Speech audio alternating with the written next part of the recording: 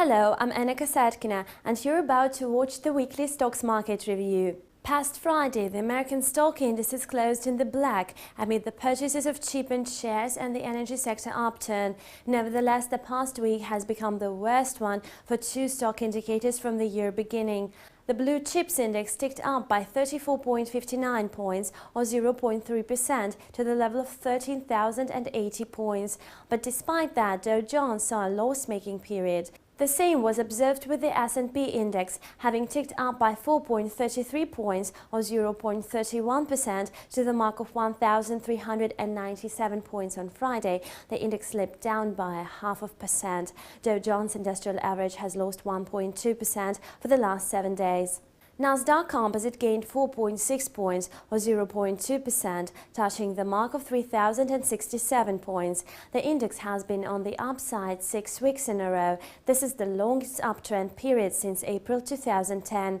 For a 7-day period, Nasdaq has added 0.4%. Weak manufacturing sector figures in China and Europe put pressure on the market on Thursday. Moreover, sluggish real estate market performance in the USA brought the share quotes to the downside. New home sales fell by 1.6% in February, while analysts expected an upturn. According to some estimates, the consolidation came as a result of low trading volume observed on Friday that caused doubts about the rally force. The growth leaders were primary companies' shares, in particular chemical companies and the energy sector representatives. The manufacturing sector, being highly sensitive to the economic upsweep, tumbled down stronger than others at the year beginning. Micron Technology shares lost 3.6%. The chips producer reported more significant loss than expected for the second financial quarter, mostly due to retail prices abatement. The company papers marked down by 31 cents and closed at $8.40 per share. The company management refused to comment on information that Micron is going to purchase the Japanese microchip producer Elpida Memory, which has recently filed a petition in bankruptcy.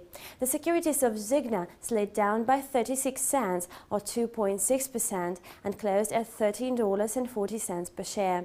The online games developer reported selling almost 43 million shares within the secondary offering. The company chairman Mark Pincus stated that he was going to sell 16.5 million shares within the second placing in the amount of $227 million at a current market price. This information was submitted in the updated application of Signa to the US Securities and Exchange Commission.